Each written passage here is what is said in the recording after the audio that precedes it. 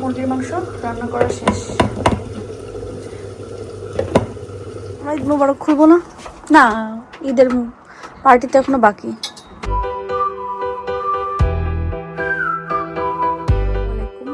আজকে একদম আসলে সকাল সকাল থেকে আমি ভিডিও শুরু করছি, কারণ মাত্র ঘুম থেকে উঠলাম।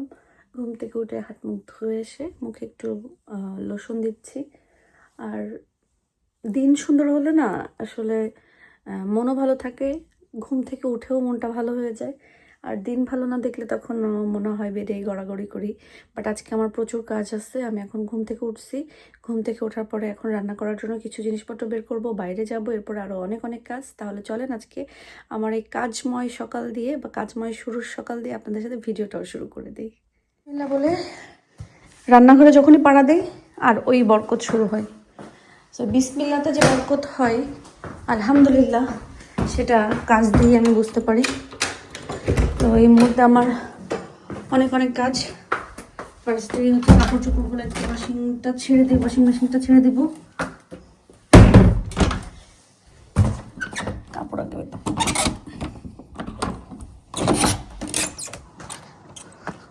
মাশাআল্লাহ টিউলিপগুলো ফুটে যাচ্ছে।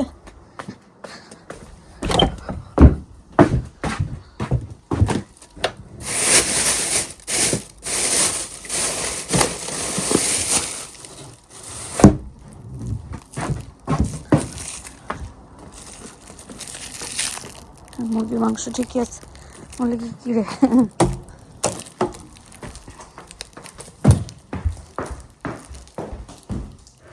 যাওয়ার আগে আমি আমার জন্য নাস্তাটা, কারণ আমি যাচ্ছি একটু দরকার থেকে এসে রান্নাটা করব। আর আমি আমার খাবারটা রেখে যাচ্ছি, মানে কয়েকদিন খুব খাওয়া দাওয়া হয়েছে, আর এভাবে খাওয়া দাওয়া করা যাবে না। এখানে চিকেনটাও ভিজিয়ে রাখছি, এসে কিচেনটাও ক্লিন করতে হবে। বাসা থেকে বিসমিল্লাহ বলে বের হয়ে গেলাম। আমার টুকিটাকি কাজ আছে, সেটা সারবো, সেই বাসায় আসবো, রান্না করব। সো সকালে তো বললাম যে আমার আজকে প্রচুর প্ল্যান, আর কতটুকু কার্যকরী করতে পারবো জানি না। সকালে ঘুম থেকে ওঠার পরে আর রাতে ঘুমাইতে যাওয়ার আগে প্রচুর এনার্জি নিয়ে ঘুমাইতে যাই আর ঘুম থেকে উঠি, কিন্তু দিন যত যায় তত এনার্জি পুশ বেলুনের মতন হয়ে যায়। সো যেই আগ্রহ এবং যেই উদ্যমটা এখন দেখছেন, এটা পরবর্তীতে নাও থাকতে পারে, সেটার জন্য আমি মোটেও দায়ী থাকবো না। চলেন আপনাদের শপিং থেকে ঘুরে আসি। কোনোভাবেই হচ্ছে একটু দোকানে যাব, দোকান বলতে ফুলের দোকানে যাব, কিন্তু যাওয়া হচ্ছে না। ফুল টুল কিছু কিনে নিয়ে আসতে হবে। দিন তো সুন্দর হয়ে যাচ্ছে মাশাআল্লাহ। আস্তে আস্তে এই সপ্তাহে আমাদের ঘড়ির কাঁটাটাও ঘুরে যাবে। ওই সামনের দুইটা ইট আর কি একটু লাগাচ্ছে। আমাদের ঘড়ির কাঁটা, যেটা বলছিলাম, ঘড়ির কাঁটা ঘুরে যাবে এই সপ্তাহে। সো ওটার জন্য আমরা অনেক বেশি এক্সাইটেড থাকি সবাই মোটামুটি। পার্পল কালারটা সুন্দর না, গাড়ি ডিপ একটা পার্পল। আর আমাদের রাস্তাটাই ফুলে ফুলে সাদা হয়ে যাবে। অলরেডি পার্কের ভিতরটা সাদা হয়ে গেছে, এখন শুধু বাইরের দিকটা সাদা হওয়া বাকি। আমাকে নামায় দিয়ে আপনার ইব্রাহিম ভাই চলে গেছে, আর আমি হেঁটে হেঁটে একটু দুই চারটা দোকান দেখবো, তারপরে বাসায় যে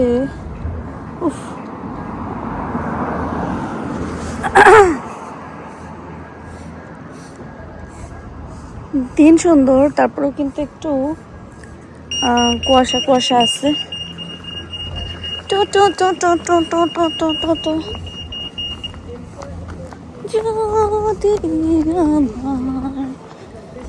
দেখা হয় তোমার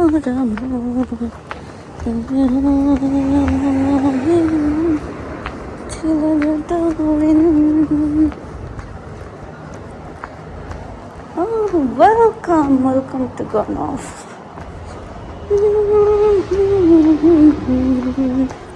দেখা হয় তোমার যাবে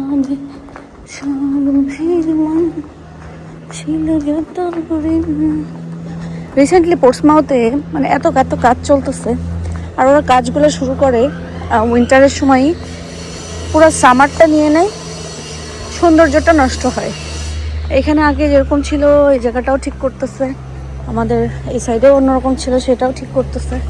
আল্লাহ জানে কি করবে না করবে।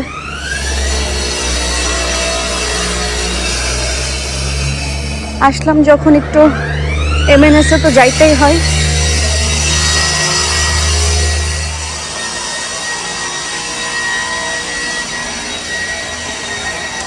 Thank you.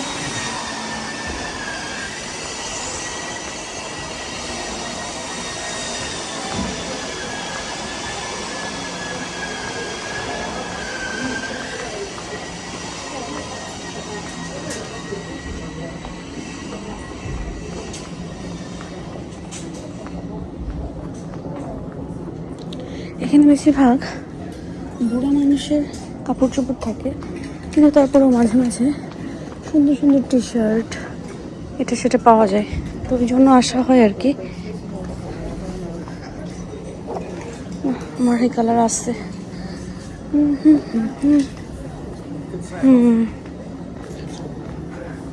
এটা জুতা দেখি,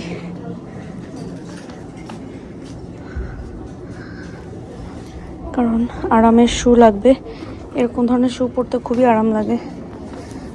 এটা মাত্র 6, কিন্তু এটার সাইজ এটা আমার হবে না মনে হয়। মানুষ কম থাকলে না ঘুরতে আর দেখতে ভালো লাগে, অন্য সময় আসলে প্রচুর মানুষ থাকে, যার ভালো লাগে না। বাসায় চলে আসছি শপিং সেরে, এখন রান্না বাড়া করবো।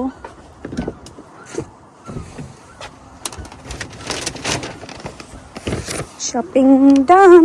ও দড়িতে লাগে, শপিং ডান বলে চলে যাচ্ছে। আমরা ঈদ মোবারক খুলবো না, না ঈদের পার্টি তো এখনো বাকি, তো এই জন্য ঈদ মোবারক খোলা যাবে না। মোবারকের ঈদ।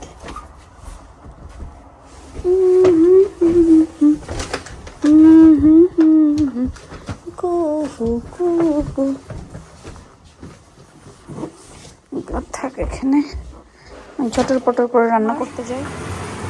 ঝটপট রান্না। এখানে হচ্ছে প্যান, এটা চালাইলে মাথাটা ধরে যায়। মুরগির মাংসের মশলা কষানো হয়ে গেছে, বিসমিল্লাহ।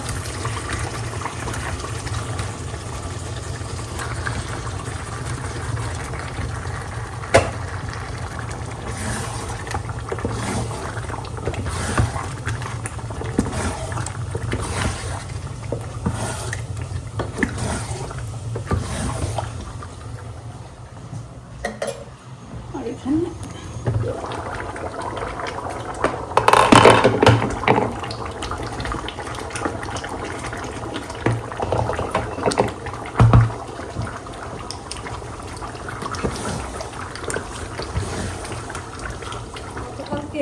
আমার খিচুড়ি মাখা দেখে সবাই বলছে না, মনে হইতেছে যে এক মুঠ খাই, মাখানো দেখে মনে হচ্ছে অনেক মজা। আর আচারের তেলের কথা অনেকে বলছেন, আচারের তেল আমারও অনেক পছন্দ, বা আচার দিয়ে খিচুড়ি মাখা অনেক মজা। কিন্তু আমি দেশে থাকতে আসলে আচার খেলে আমার কিছু হতো না, তখন তো আচার অনেক বেশি পছন্দের ছিল। কিন্তু ইউকেতে আসার পরে আমি হচ্ছে খেয়াল করে দেখলাম যে আচার খেলেই না আমার হচ্ছে গ্যাস্ট্রিকের সমস্যাটা অনেক বেশি হয়, অনেক বেশি গ্যাস হয়। তো এই জন্য আসলে আমি এখন যত সম্ভব পারি আমি আচারটা একটু অ্যাভয়েড করি। আর খাই না যে তা না, খাই, কিন্তু এখন আর আসলে না খেতে খেতে এখন আর ফ্যান জিনিসটা আর নাই যে মানে ও আচার আমাকে খেতেই হবে। বাট হ্যাঁ, আচার দিয়ে মানে আমের আচার, বিশেষ করে আমের আচার এবং আমের আচারের তেল দিয়ে খিচুড়ি মাখা বা এমনি নর্মাল ভাত মাখা খেতেও কিন্তু অনেক বেশি মজা।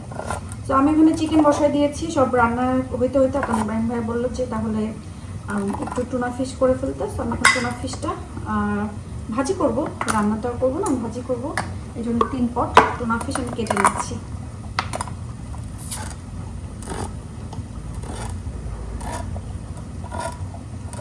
এটা কাটতে অনেক কষ্ট হয়ে, যে আমার এখানে ব্যথা অলরেডি।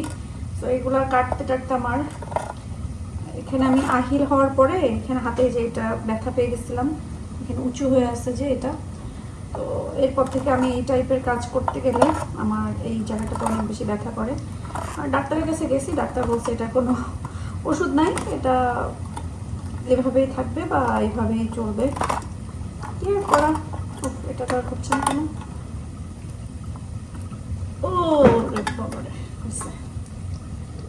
মুরগির মাংস রান্না করা শেষ। টুনা ফিশটা ভাজি করে দিচ্ছি।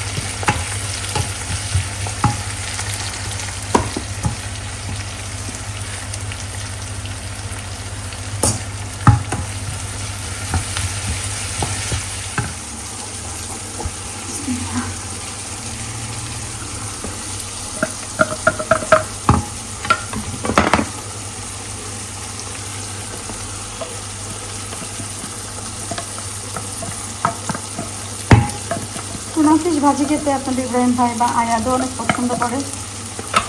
আয়াদের তো শুধু টুনা ফিশের স্যান্ডউইচই খেয়ে ফেলে। ভাই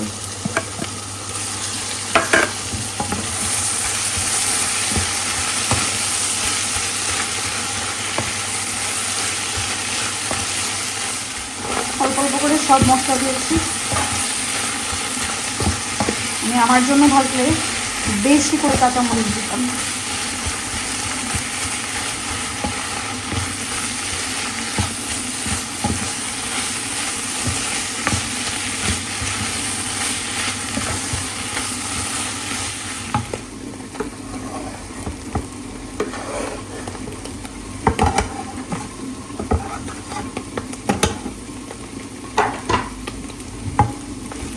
আমার বাসার জানলা দরজা সব খোলা।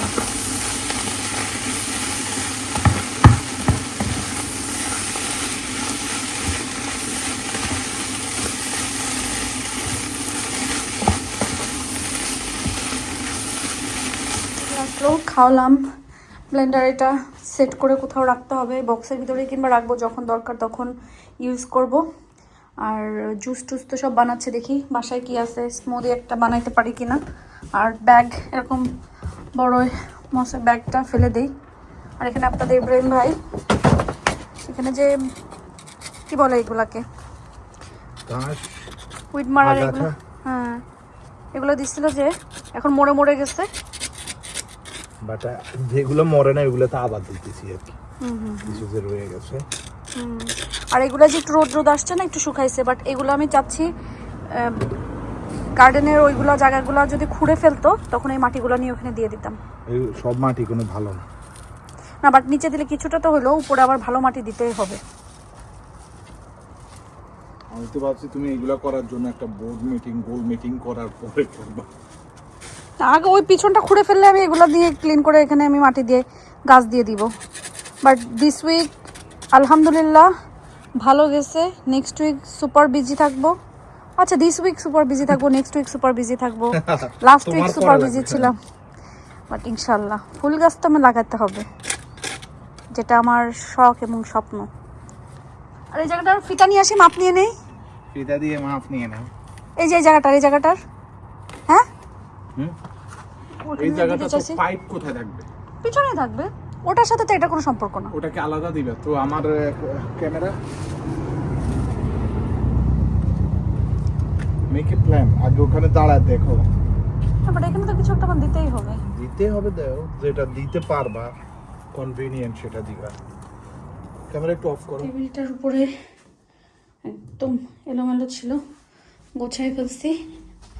আর এদিকে আবার পুরো বাড়ির ভিতরে যতবার হাঁটি এখানে এটা ইয়ে করতে হবে। ওকে, এগুলো ধুয়ে কোথায় রাখছিলাম ওই দিন, ধুয়ে টুয়ে কোথায় রাখলাম? একটা তো মনে হয় ওইখানেই আছে।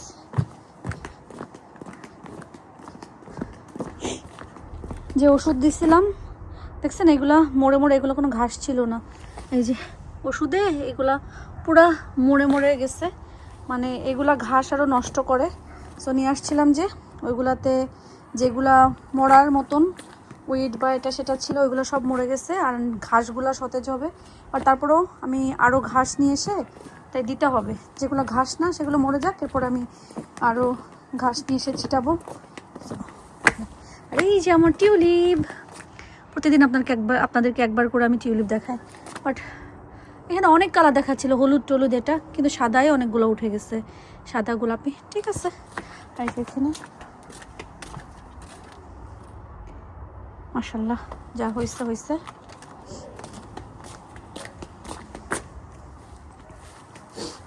ডালের ওপরে মাটি দিতে হবে। সো যেগুলো বাসায় ছিল সেগুলোই ভাবলাম যে একটু উপরে ছিটাই দিই, তারপর মাটিতে পানি দিয়ে আরও টাইম আসতেছে, দেখতে হবে ওয়েদারটা যে বৃষ্টি হবে কিনা। এর ভিতরে আরও মাটি আনতে হবে, এর উপরে দিয়ে দিতে হবে আর কি করে। এটা পুরাটা ভরাট করে মাটি দিয়ে দিলে এই যেখানে এগুলা বের হয়ে যাচ্ছে। সো মাটি দিয়ে পানি দিলে আই থিঙ্ক এই গাছের যন্ত্রণায় মানে মরে গেলাম।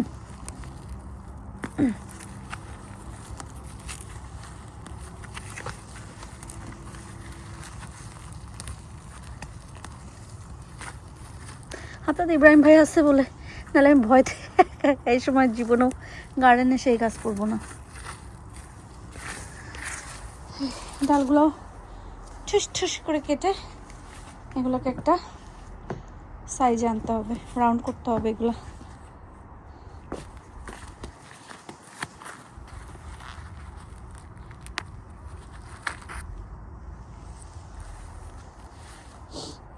আরে এই ফুল গাছের ইয়েটা কি বলে, ওষুধটা আপনার ইব্রাহিম ভাইকে দেওয়া হয়নি, ফুড আর কি, ওষুধ না। ওই ফুডটা দিলে গাছটা তরতাজা হবে, আরও ফুলগুলো সুন্দর হবে।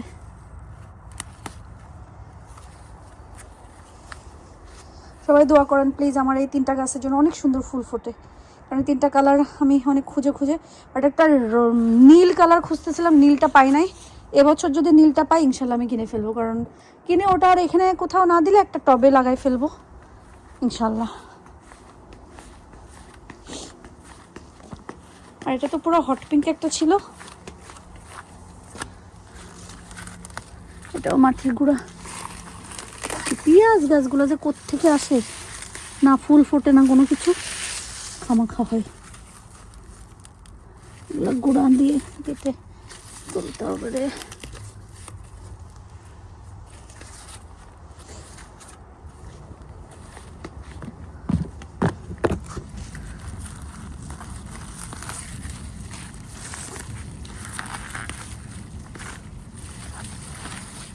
এদেশে কিন্তু চুচ্চা গাছ আছে, আপনারা জানেন। আর এমন চুলকায় আল্লাহ, আমার গার্ডেনেও ছিল।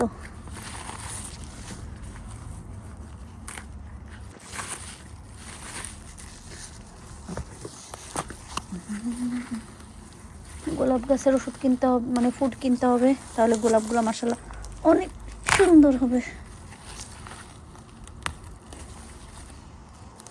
আমার অনেক কাজ ছিল, রান্না বাড়া আছে অনেক, এই জন্য ভাবলাম যে মানে আগে থেকে একটু গোছায় রাখি। তো এখানে আমি বসে বসে এতগুলা রসুন ছুললাম, যে কটা ছিল সব রসুন ছুলছি। থাকলে হয়তো আরও কিছু ছুলে রাখতাম, নাই থাকলে ভালো হতো। তো এখন আমি রসুনগুলো ছুলে রাখলাম, আর মাছ মাংস সব বের করে রাখবো, ডিশওয়াশারটা ছেড়ে দিলাম। তো মোটামুটি দেখেন পুরা রোজায় এরকম সুন্দর টাসটাসা মানে ভুটকা বেগুন আপনাদের ইব্রাহিম ভাই পায়নি, একদম তাজা, মানে মানে কি বলে কষকষা আর কি। এগুলো দিয়ে বেগুনি খেতে অনেক মজা লাগে। সো পাইনি, কিন্তু আজকে এত সুন্দর সুন্দর বেগুন নিয়ে আসছে, দেখেন কত সুন্দর লাগতেছে একদম। এটা আরও ফ্রিজে আসছে, কয়টা ফ্রিজে আছে মনে হয় 3টা না 4টা, সবগুলা দিয়ে রান্না হয়ে যাবে। তরমুজটা আজকে আর কাটবো না, ইনশাল্লাহ কালকে কাটবো। এই তো আজকের মতন আমার রান্নাঘরের কাজ শেষ। আল্লাহ হাফিজ রান্নাঘর, দেখা হবে কালকে সকালে। যে শপে গেছি এখানে হচ্ছে কিনে নিয়ে আসছি, ব্যাগ কিনে নিয়ে আসছি। আর এই স্যান্ডেলটা সামার আসছে যেহেতু, ঝটপট বাইরে যাওয়ার জন্য এটা আমার কাছে ভালো লাগছে। সো এমএনএস থেকে এটা কিনে নিয়ে আসছি, খুবই ভালো লাগছে আমার কাছে। এই যে পরে আরাম আছে, একটু পরে হেঁটে দেখলাম যে না ঠিক আছে, যদিও একটু আমার নানপু বাট স্টিল পরে আরাম, কারণ এখন এমন অবস্থা হয়েছে যে আরাম ছাড়া স্যান্ডেল আসলে পরতে ভালো লাগে না। আরামের স্যান্ডেল হতে হবে, তাইলে পরে আরাম। তা বেশিরভাগ অনেক অনেক ইয়ার স্যান্ডেল আছে কি 4 নিলে একটু ছোট, 5 নিলে পিছনে এত বড়, মানে কি যে একটা সমস্যার ভিতরে আমি থাকি বলার মতো না। এখান থেকে শুরু করেছিলাম ভিডিও রাতে, এখন ভিডিও এখান থেকে শেষ করছি। তার ভিতরে কত কাজ করলাম, জীবনের চলার পথে অনেক অনেক কাজ থাকে, রেসপন্সিবিলিটি থাকে, সব কিছু। তো আজকে আমার একটা ফ্রেন্ডের সাথে কথা হচ্ছিল, তো তখন ও বলল যে তিশা, মানে কাজ নিয়ে কথা হচ্ছিল। তো বলতেছে যে আমরা আসলে আর্লি এই যে সংসারে ঢুকে যে রেসপন্সিবিলিটি নিয়ে ফেলছি, প্রচুর কাজ করে ফেলছি, এই জন্য আমাদের 30+ বা 35+ হওয়ার পর থেকে আমাদের শরীরে ধরে যাচ্ছে, ধরে যায়। আম, কিন্তু অনেকের এখন এই মানে হচ্ছে 30-35 বছরেও বিয়ে হয় না, বিয়ে হচ্ছে এরকম আর কি। তো তখন আমি চিন্তা করে দেখলাম যে বিষয়টা আসলে সত্যি কথা। এই জন্য আসলে সবার উচিত মানে আর্লি, ঠিক আছে এখন বিয়ে শাদী তো আল্লাহর হুকুম, আল্লাহর উপরে, আল্লাহ যার কপালে যখন লিখে রাখছে, কিন্তু আসলে সবার আসলে উচিত একটু দেরিতে বিয়ে শাদী করা, নিজে ভালো থাকার জন্য, সুস্থ থাকার জন্য। কারণ আমার কাছেও মনে হয় এখন এত কাজ বাজ এত কিছু করতে করতে এখন আর আসলে পারি না, শরীরে ধরে গেছে। মনে হয় যে এখন শুধু বুড়া মানুষের যেটা মনে হয় যে শুধু রেস্ট নেই, কোনো কাজ না থাকুক, শুধু চিল করি, নিজের মতো নিজে থাকি, কিন্তু কি আর করা, কাজকর্ম তো করতে হবে, জীবনে একটা পার্ট আর কি। যাই হোক, আমি আপনাদের সাথে সব প্রতিদিন একটু একটু গল্প করি, তো আজকে একটু গল্প করে ফেললাম। সবাই ভালো থাকেন, সুস্থ থাকেন, আমাদের জন্য দোয়া করবেন, আল্লাহ যেন আমাদেরকে ভালো রাখে, সুস্থ রাখে এবং নিরাপদে রাখে। আর আপনারা সবাই ভালো থাকবেন, সুস্থ থাকবেন এবং নিরাপদে থাকবেন। আর আমার জন্য একটু বেশি করে দোয়া করেন যেন আমি কালকে খুব বেশি এনার্জি নিয়ে ঘুম থেকে উঠতে পারি এবং সব কাজ রান্না বাড়া সুন্দর মতন শেষ করতে পারি। তো সাথেই থাকেন। আল্লাহ হাফেজ।